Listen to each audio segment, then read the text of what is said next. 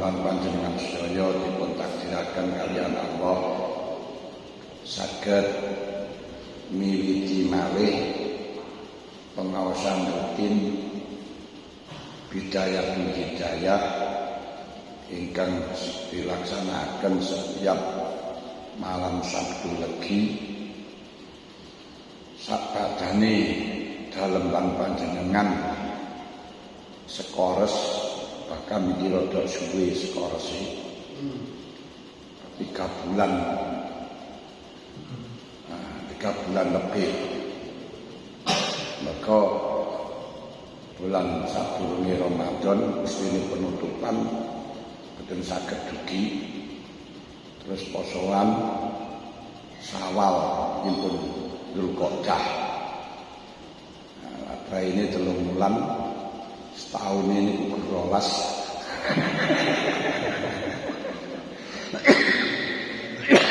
Dari 3 bulan punjul ini 3 bulan setengah jika 8 bulan setengah 8 bulan setengah itu masuknya mangke ping pira.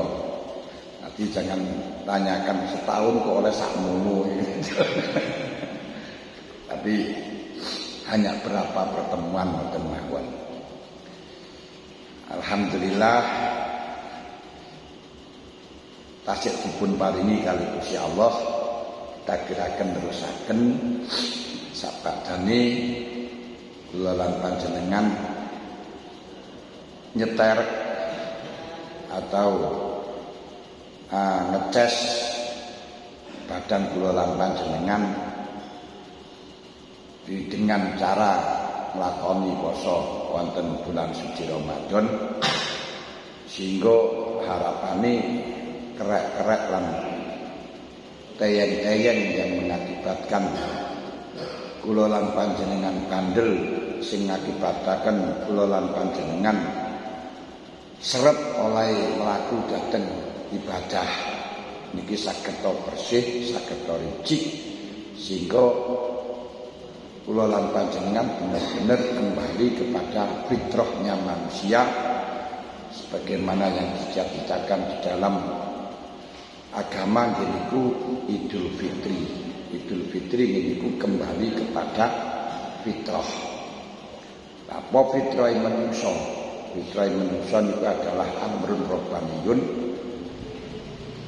bangsa kepengeranan, sehingga ketika ana manungsa niku ora ana hubungane karo pangeran, lepas saka pangeran, enggak sambung karo pangeran,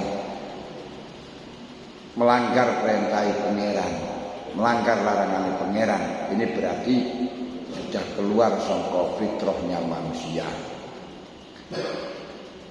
Nah, fitrah manusia niku saguh untuk menerima amanah. Yang dulu amanah itu diberikan kepada kepada gunung, kepada bumi, tidak ada yang menerima tapi sing nrimo manungsa. Inna aradnal amanata 'alas samawati wal ardi wal jibal fa abaina ayyahmilnaha fa asfaqna minha wa hamalahal insan. Sing nrimo niku manungsa. Lah menungso niku fitrah kabeh padha kembali nang pangeran karena biyen fitrah menungso ketika di dalam alamul arwah sampun didhawuhi kali Gusti Allah alastu birabbikum aku apa duduk sing ngatur awakmu jawabe qalu bala syahidna nggih Gusti panjenengan ingkang ngatur kula nekseni. Berarti fitrah manusia mengakui bahwa kita itu hanya sekedar diatur karo pangeran, dilakokno karo pangeran. Nomor 2 Kanjeng Nabi dawuh al insanu sirri wa ana sirruhu. Manungsa niku fitrahe adalah sirun. Sirine Gusti Allah samar ora katon. Golek panjenengan goleki gak enek. Cekel irunge manungsa, sikile manungsa, tangan-tangane manungsa, mripat-mripate manungsa. Lah manungsane pundi siri? menungsone niku bangsa siri ora ketok. Wa ana sirine pundi wa ana siru. Ingsun Allah sirine menungso. Berarti dalam getaran sirun niku lubuk hati ini menungso niku adalah urusan pangeran. Menane sak ndablek-ndableki wong, sak delurung-delurunge wong niku dalam lubuk hatinya masih ada perasaan bersalah, perasaan teko nang Gusti Allah, perasaan duweni pangeran niku tasih wonten. Lah dene awake niku iso pindah saka urusane pangeran.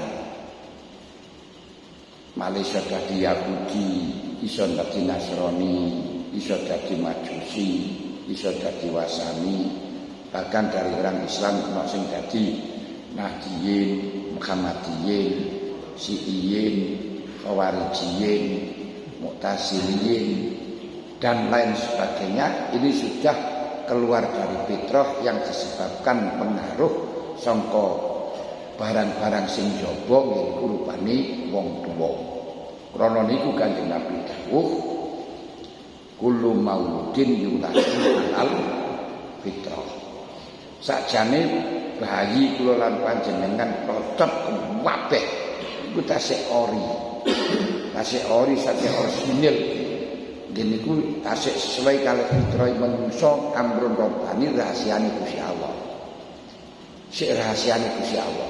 Mulane lek panjenengan ngerti rahasiane Gusti Allah, bak kita angen-angen manungsa niku lahir orang gawa sarung, orang gawa klambi, orang gawa kemul.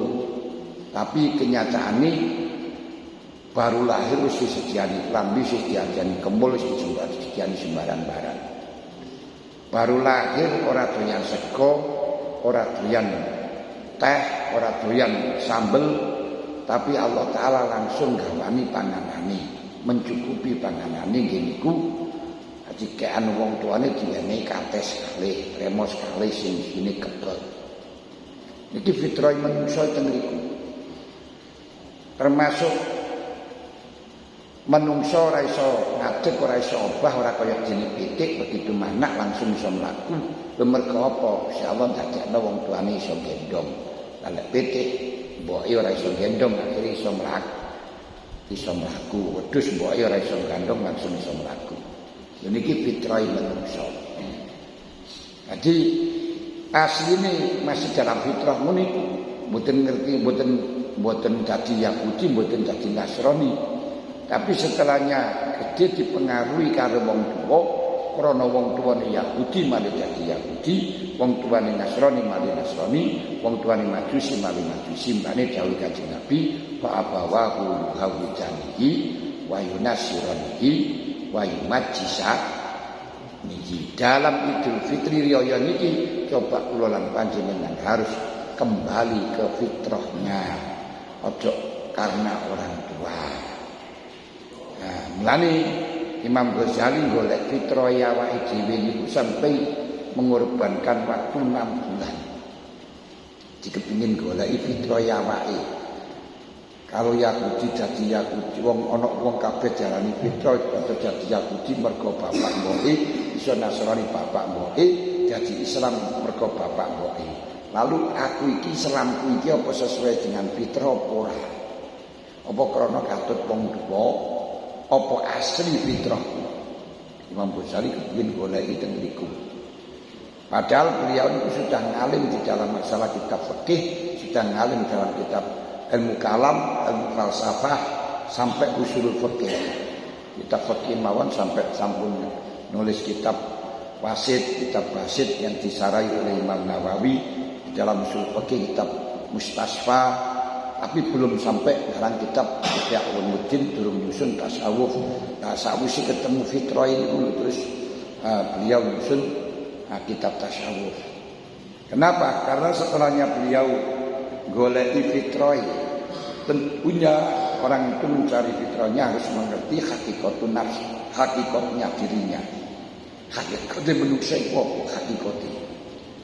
Ketika ingin tahu hakikatnya manusia berarti harus tahu ilmu hakikat. hakikatul ilmi ku apa? Ketika ingin mengetahui hakikatul ilmi yaitu ilmu yang tidak bisa dibatalkan oleh siapapun dengan cara apapun, dengan realita apapun, itu namanya ilmu hakikat. Seperti panjenengan meyakini kalau 3 itu lebih banyak daripada 1. Ini ku hakikatul ilmi. Karena dibatalkan dengan apapun enggak bisa. Umpama ana wong ngarani ora siji ku luwih akeh daripada 3.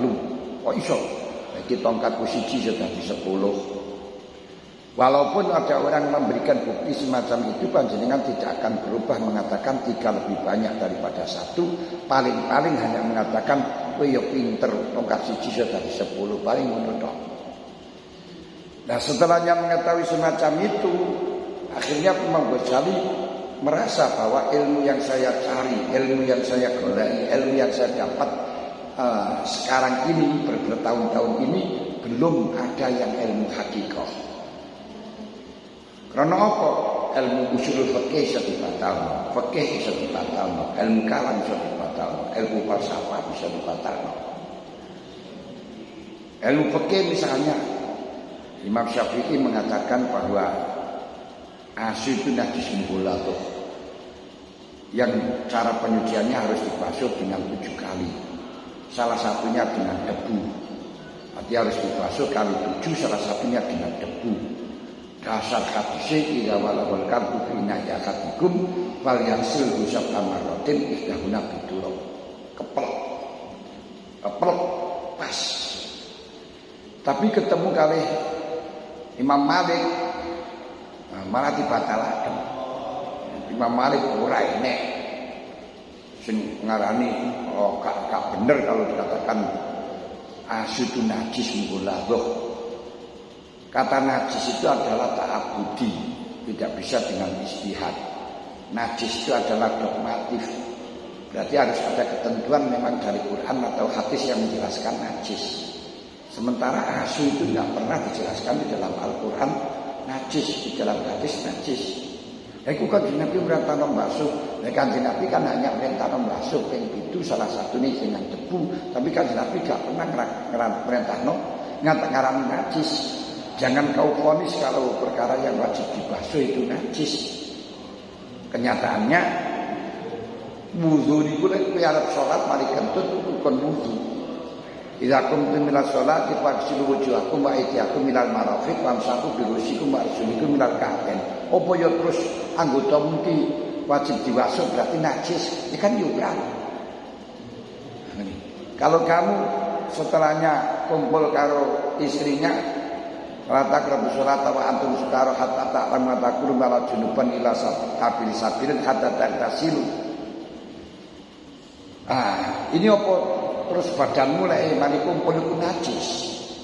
Tapi kenapa oleh Allah Ta'ala diperintahkan dibasuh?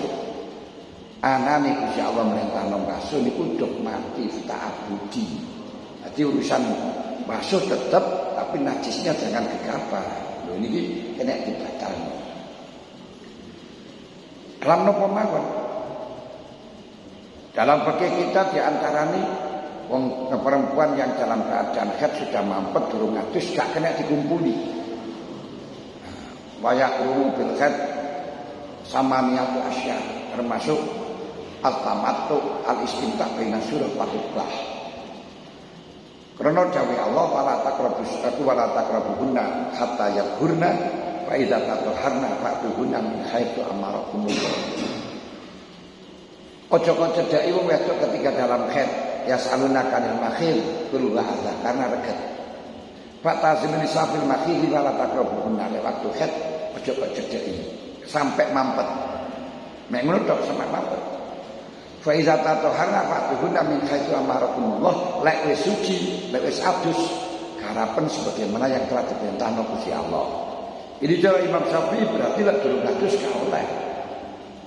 Karena Gusti Allah dawuh lek wis adus garapen, berarti lek durung adus gak oleh.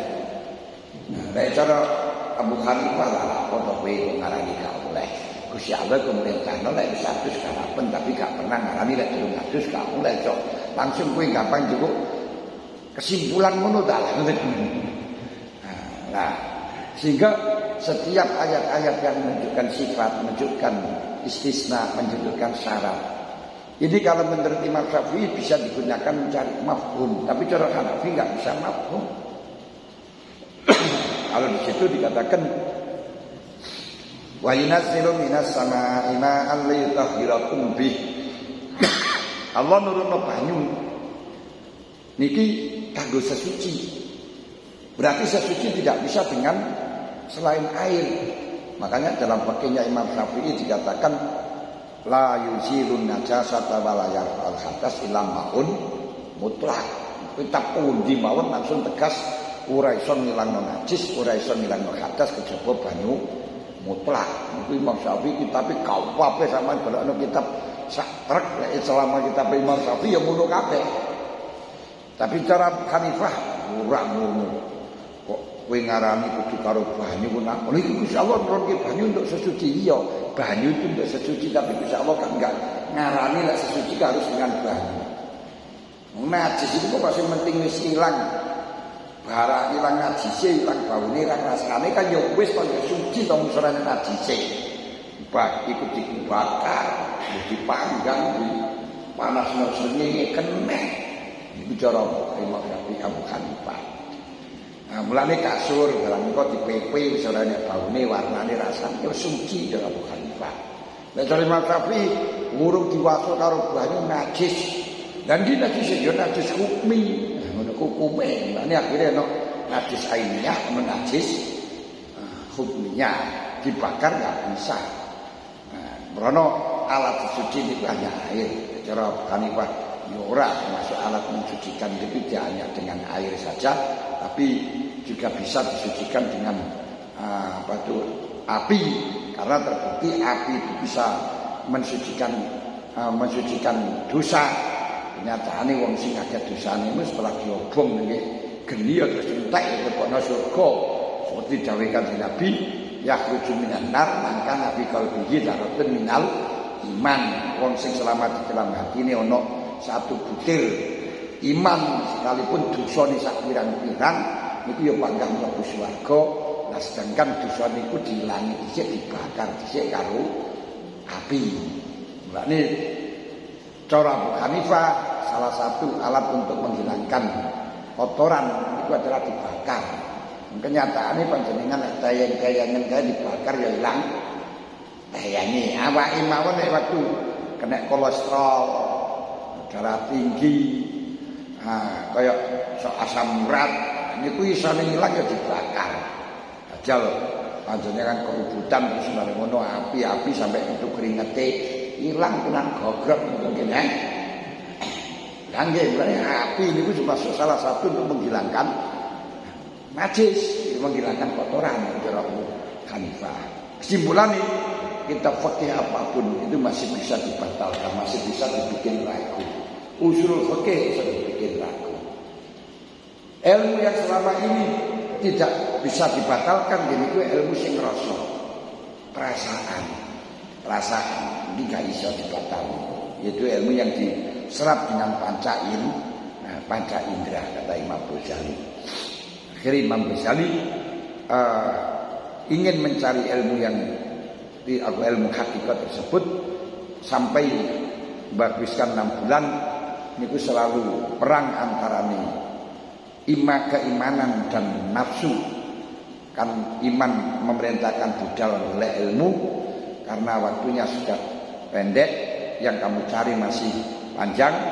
Ketika akan budal nafsu ini ngomong ora usah golek rono-rono, kamu sudah jadi kiai, kamu sudah mulia, golek tinggalno santri-santrimu malah kena sing mulang, dan nanti kamu akan kembali lagi sudah tidak bisa. Terus niku sampai 6 bulan. Nah, untuk mencari fitrah kita bagaimana? Ini kita didelok sekolah dhisik. Fitrah ya wae iki apa? Lahirnya kita fitrah ini ku antarane jasad karo roh. Apalah jasad karo roh niku menungso bukan. Walaupun toh awake iki jarane menungso karena kumpulnya 2 unsur niku jasad karo roh. Ana jasad itu gane roh diarani menungso balik diarani mayit. Enek roh enek jasad ora diarani menungso balik diarani gedeme. Iso diarani menungso krana kumpulan antara jasad karo roh. Apa lek kumpul jasad karo roh iki menungso? Ora. Nah, sik mustarek, sik bersekutu dengan binatang. Sapi, wedhus, pitik iku ya iso diarani wedhus, diarani sapi, ora diarani batang. Kapan-kapan masih ada dua unsur kumpul. Jeniku antara jasad karo roh. Lek ana jasad tok banyak roh, lek dibelah iku jenenge daging, lek ora dibelah jenenge batang. Kan ngoten kan. Iki wedhus duduk iki daging wedhus bali ngoten kalian. Mulane ora enek arep tuku wedhus tapi arep tuku daging jenenge wis ganti. Nah, ketika kita melihat dari jasad dan roh saja dari manusia itu semuanya kalah dengan binatang. Kalah dengan selainnya manusia. Dalam sisi apanya pun kalah. Kekuatannya kalah karo gajah. Gajah niku rusone gak karu-karuan sampai iso bedol kayu barang gajah. Gedene yo kalah karo gajah, pemane gajah meteng, gajah beri-beri. Wis luwih gedhe maneh. Sik meteng sik beri-beri pemane mari abuh kesandung pisan. Nah, dari sisi keberaniannya kalah dengan singa. Dari sisi ketajaman pendengarannya kalah karo banyak. Ketajaman penglihatannya kalah dengan kucing. Ketajaman penciumannya kalah dengan unta. Unta niku karo Gusti Allah didesain diletakkan di tempat padang pasir yang sulit air. Makanya dikasih ketajaman di dalam penciuman, pokok yang penting ada air. Tidak lebih jauh dari 15 kilo itu sudah mencium. Loh, kenapa? Karena dia di jalan agak padang pasir sana. Nah, yang sulit air kalau memang tidak dikasih semacam itu dia tidak bisa minum. Karena angel. Makanya kalau dibawa ke Indonesia dia bingung. Malah justru terus mencium terus karena terlalu banyak air nilainya. Nah, cuma kemenangan manusia itu apa? Kemenangan manusia niku nasbud dalail, punya akal, punya ilmu. Inilah dengan ilmu lah yang bisa mengeluarkan manusia dari binatang.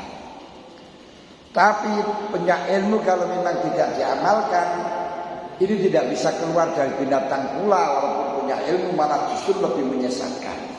Maka dawuh Gusti Allah, walaqad darabna li jahannam katsiran minal jinni wal ins lahum qulubun la yafqahuna biha wa lahum adzanun la yasma'una biha wa lahum a'yunun la yubsiruna biha ulaika kal an'ami balhum adall.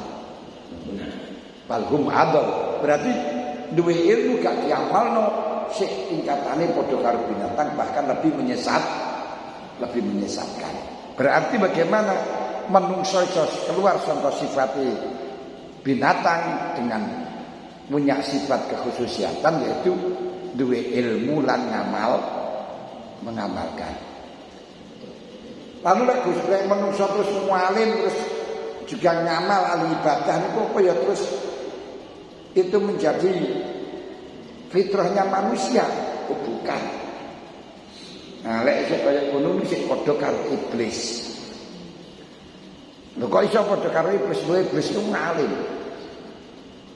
Mun saya iblis niku menjadi gurune malaikat niku 20.000 tahun. Jadi setiap ngaji, setiap seminar niku sing dadi pembicara narasumber niku iblis. Niku 20.000 tahun, bukan 2.000 tahun. Padahal zaman Nabi Isa sampai sekarang saja masih ada 2022 tahun. Iku 20.000 tahun. Luar biasa niku nek ngalimi iblis. Ibadahe sadurunge Nabi Adam didadekno niku sampun sujud dhateng Gusti Allah 500 tahun. Wah, bathuke ngecap mulai nuntunan 500 tahun sujud tok. Tapi sekalipun toh ahli ibadah dan ahli di dalam ahli ibadah dan ahli ilmu tetap dimasukkan neraka dikutub karo Gusti Allah. Mergo apa? Karena punya sifat sombong. punya sifat nyegah, punya sifat merasa mulya. Ini ku ketika ditekoki karo Gusti Allah, ma mana akala atas juga ilamartu. Iblis, kamu tak perintah napa sujud nang Adam ora gelem napa? Jawabe, ana khairum minhu, saya lebih mulia, lebih baik. Khalaqtani min nar wa khalaqtahu min tin, karena saya itu nasabnya dari geni, sedangkan Adam pun nasabnya dari lemah. Geni kan lemah niku kalah. Opo? Akhire piye? Gusti Allah dawuh fahbit minha, ngono metu saka swarga. Fakhrus minha inna mad'uman innaka masyakirin. Kowe mlebu saka swarga dalam keadaan asor mergo kuwi golongane wong sing remeh. Kenapa iso dadi remeh? Mergo siji nyegah moh. Berarti wong niku lek dikongkon kok moh. Dikongkon diutus kiai moh, diutus pangeran moh, diutus wali moh. Sakai isyarat itu moh iku iblis. Ngoten. Nomor loro, aku luwih mulya. Aku luwih apik. Walah kono wis apik aku, sing pinter aku. Ini iblis. Berarti fitrahnya manusia di samping punya ilmu dan amal, jangan merasa lebih mulia, jangan merasa punya kehebatan, jangan merasa punya kebagusan, dan jangan menolak kalau diperintahkan. Kudu taat. Mungkin menungso, sifatnya menungso. Terus ini Kiai Abdurrahman Wahid yang begitu alim ulama, pun hebat kayak ngaten semboyannya. Pokok saya diperintahkan Kiai 5 itu, walaupun diperintahkan masuk pada api saya akan laksanakan tanpa berpikir. Ini gitu. Ini lho jiwane manut, jiwa taat ini kita miliki. Karena memang sifat fitrah menungso niku yo kene ku hal atabiu ka ala antu aliman ma mista hal atabiu ka mutabah manut. Nah, jadi ana wong je kondok kongkon moh. Siarano kiai moh pancene yo iku sik enek nafsu al iblisiu. Jadi sik enek keturunan iblis. Lah wong sing koyo ngene senajan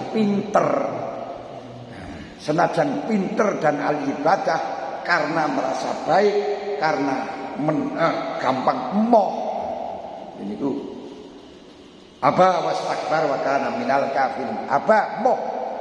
Dikatakan ya atamuskun anta wasal juga ternyata pun wa idz qala rabbuka lil malaikati isjudu li adam fasajadu illa iblis aba kana minal jinni fa fasaqo an amri rabbi. Kata jin fasik niku moh mencegah sangka perintahe pangeran. Berarti lek nyegah perintahe pangeran niku berarti padha karo iblis. Senajan toh ngalim ora bakal dadi wong derajat. Jadi syarati fitratun nas ngene ku ahli ilmu, ahli ngamal, manut sebenarnya. Manut. Samping manut tidak merasa lebih tidak rasa lebih mulia. Krono niku tidak merasa lebih mulia. Di dalam mengembalikan kepada fitrah, kepada Idul Fitri, satu dengan poso. Dengan poso karena man soma Ramadan mana mesti saban gugura lagu mata kodam mencapi. Tapi tidak hanya dengan poso, perlu dengan istiqlal. Karena apa? Cara menghilangkan reget-reget itu sing marakno rasa luwih mulya niku reget. Rasa luwih apik niku reget. Kajilan pan dikongkon moh niku krana ana reget. Reget iblisiah niku wae. Nafsu syaitaniah niku. Nah, teng mriki kudu dibaikling, dibersihkan siji dengan poso. Nomor loro tidak hanya dengan poso. Karena Kanjeng Nabi ketika bulan Sya'ban niku maca khutbah. Waktu naik dateng mimbar sing ngene niku nggih panggah undak-undake telu. Saiki wis ora pati ada undak-undake jarene kamban, sing simpel ngono kae. Ini panggahnya undang-undang itu dulu. Pas ngelangkah dalam undang-undang satu kan Nabi muni amin. Kedua amin.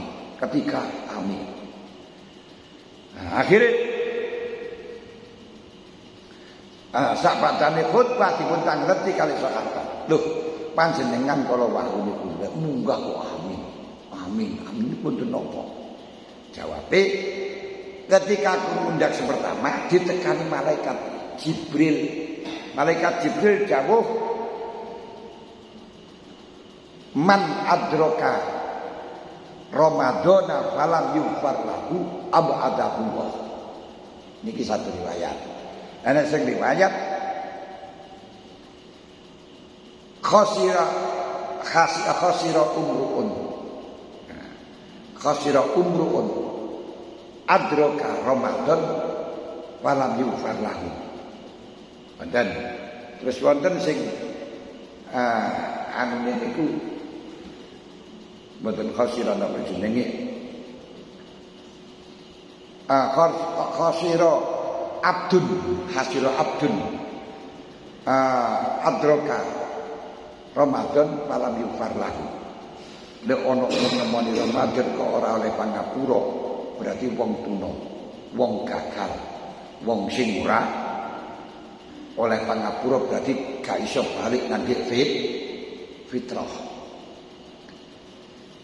Nah, siapa orang yang tidak mendapatkan maaf?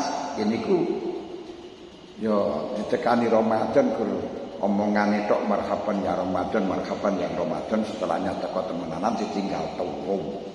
Tinggal nang sawah, tinggal bulan. Jenengan ketika itu ketekanan tamu Ramadan ini kan jenengan temoni apa? Ditinggali nang sawah.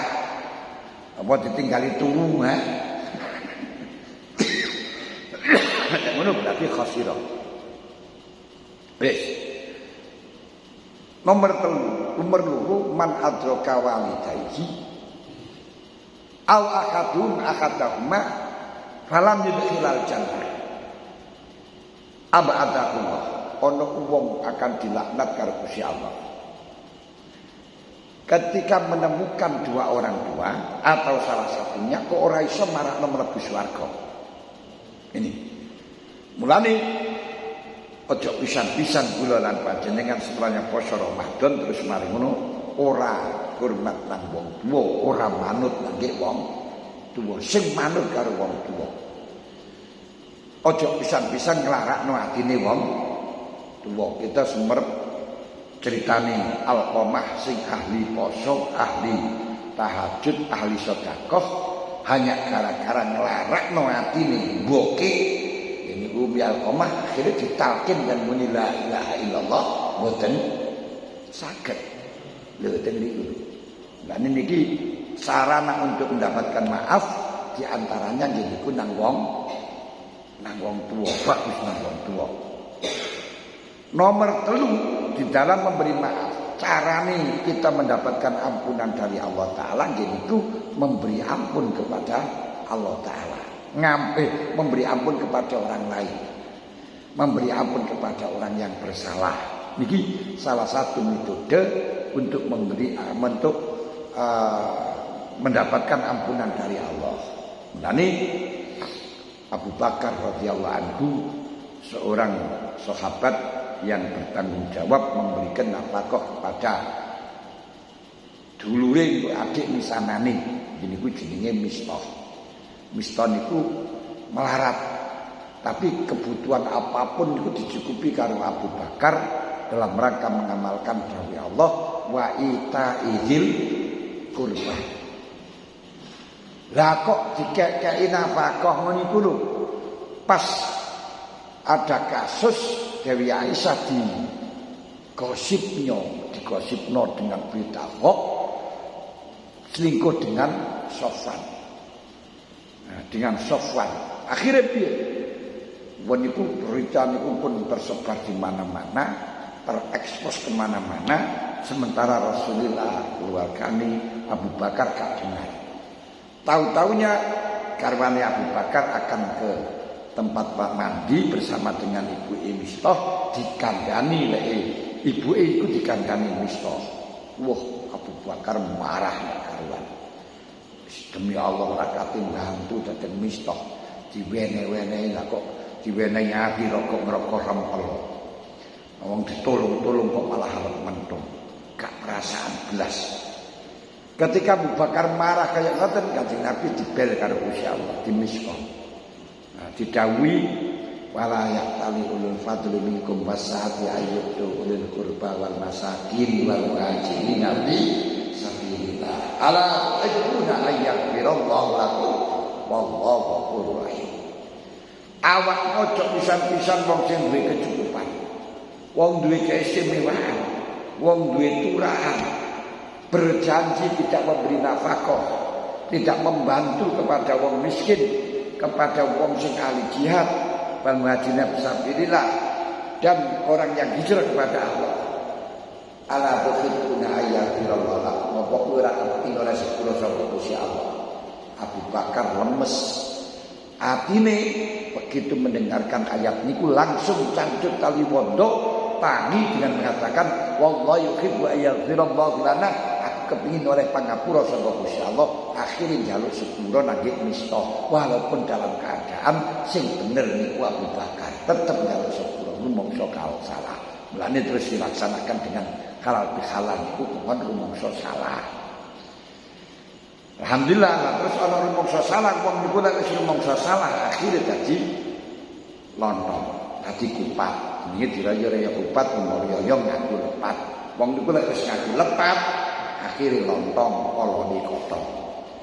Wong sing ngaku lepat senajan tok ahli lepat luwih apik katimbang wong sing rumangsa apik senajan apik. Jadi wong sing rumangsa atau wong sing rumangsa salah senajan salah luwih apik katimbang wong sing rumangsa apik senajan apik. Nah ini maksiatan aurasat bulan masjid gharan khairun min taati aurasat izan masjid bareng. Wong sing ahli maksiat tapi rumangsa asar luwih apik daripada wong sing ahli taat rumangsa apik. Dawuh atau ilang itu ditanggotaken kali santri Ibnu Hajar atau Ibnu Hajar. Apa yang didhawuhna kali atau ilang itu napa wonten dasare? Ibnu Hajar dawuhaken enek. Apa dasare niku dawuh Gusti Nabi sing diriwayatno Ad-Dailami fi Musnad Qudus laulal mukmin yujibu bi ilmi ma khalaitu wa bainatan ma khalaitu baina wa bainatan bi walakin tan khairun min al-ujbi. Umpama wong mukmin ora sombong. Ora ujug gak pakai dosa. Tapi dosa itu luwih apik tinimbang sombong. Dosa itu luwih apik tinimbang ujug. Tenimbang duwe perasaan luwih utama, luwih mulya. Lho teng mriki. Ah, mulane ilangno sifat iblis yen ku awake krasa luwih mulya, krasa luwih apik.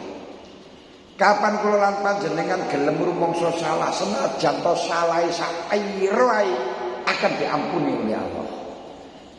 Wong kafir pirang-pirang puluh tahun terus gelem tobat hanya mengucapkan asyhadu an la ilaha illallah wa asyhadu anna muhammadar rasulullah. Dosane kabeh dioper karo Gusti Allah dadi kaapian. Didadekno diwalik dadi kaapian. Masyaallah. Niku hebatnya kalimat syahadat, hebatnya kalimat tahlil. Lah wong kafir sing tir niku mawon nek wis gelem maca syahadat, gelem tahlilan ngoten dirubah kebaikan, kejelekannya diganti kebaikan. Kok terus marung ngono wong sing nglakoni kaapian maca tahlil jarene bid'ah, jarene haram niku piye ngoten niku. Gak nalar tenan to, ha? Gak nalar. Bisa lah, seperti yang pernah melakoni dosa gede itu yang asalnya gak mau tobat yaitu Wahsy. Wahsy itu seorang yang membunuh pamane Kanjeng Nabi sing jenenge Sayyidina Hamzah. Tidak hanya membunuh saja, bahkan Sayyidina Hamzah itu sausé dipateni dipun mutilasi. Dicukup atine dimaem.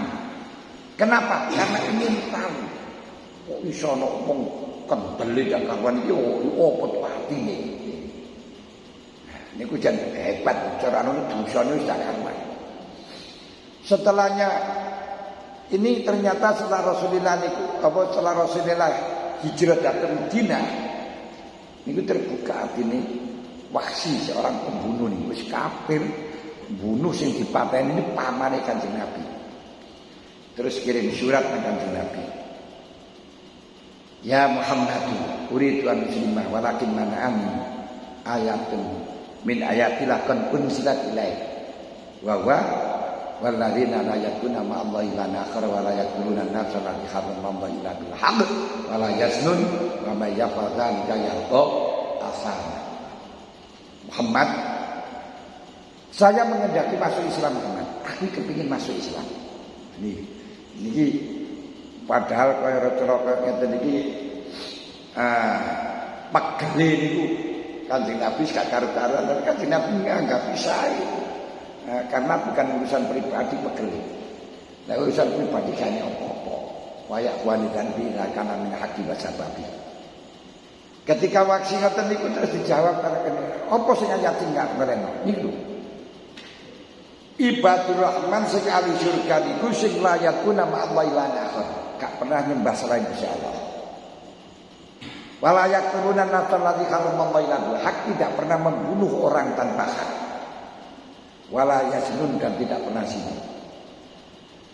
Wa may yaf'al dzalika yalqa asama, siapa yang melakukan semuanya ini berarti melakukan dosa besar. Lah ini Muhammad nyembah saliyane Gusti Allah iku penggawe aku. Mateni wong wis biasa penggawe aku, bahkan pamanmu dhewe. Zina langganan wisan. Nah wis nek langganane dhewe. Lah iki berarti kaiso aku masuk Islam tertutup. Sekarang Kanjeng Nabi dibalesi. Illa man taba wa amana wa amila amalan sholihan fa ulaika yubaddilullahu sayyi'atihim hasanat. Wis salah. Kecuali wong-wong sing gelem tobat ila man taba wa amana dan iman wa amila amalan sholihan dan ngamal saleh. Fa ulaika yubaddilullahu sayyi'atihim hasanat. Kebaikan, kejelekannya semuanya sak walik dari keapian. Tak robah dari keapian. Wah hebat. Ngono itu pun disampaikan lagi. Wahsy. Ngono kak Wahsy sing ngengkel. Muhammad dalam ayat ini kene syarati. Man amana wa amila amalan sholihah. Saya gak jamin kaya potong aku iki iso ngamal saleh Muhammad. Wong bluduk kaya ngene iki wis angel ngamal saleh. Masih belum berani saya masuk Islam karena saya belum bisa jamin awakku iso ngamal saleh apa ora. Weh. Terus akhirnya dikirimi maneh karo Kanjeng Nabi. Innallaha la yaghfiru an yushraka bihi wa yaghfiru ma duna dzalika liman yasha. Wis gak usah ada syarat. Selama tidak musyrik karo Gusti Allah di sepuro dosane kabeh wong sing dikarepno. Wis ora nek anak ora ana man amana wa amila wa amalan salihah. Sing dikarepno karo pengen sepuro. Ngono sing ngengkel. Napa niku jenenge kirim layang maneh nang Kanjeng Nabi. Maaf Muhammad. Di dalam ayat ini masih ada syarat lima yasa wong sing dikarepno pangeran. Saya gak jamin apa saya ini orang dikarepno karo pangeran apa ora. Gak iso kan. Terus karo Gusti Allah karo Kanjeng Nabi dikirimi ayat lane. Qul ya ibadiyalladzina asrafu ala anfusihim la taqnatu min rahmatillah. Wong sing delurung ojo pisan-pisan kowe putus asa saka rahmat Gusti Allah. Innallaha yaghfiru dzunuba jami'a. Semuanya dosa disepuro wis kaya syarat-syaratan. Akhire dae karo peduntaan-peduntung nang Madinah kae masuk Islam. walaupun dosane ya napa mawon si enek harapan kula lan panjenengan bisa masuk Islam.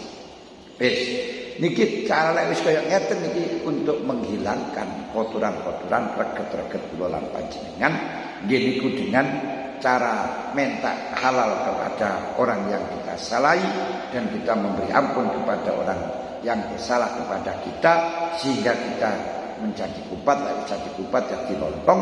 Wong niku lek jadi lontong mesti jadi siji. Eneke wong niku gak jadi siji, kumpul jadi siji ora iso niki gara-gara ora kupat, gara-gara di atine durung lepat. Ya niku mesti pun kadang-kadang kon tahlilan ngono ae iso gawe jamaah dhewe. Kenapa?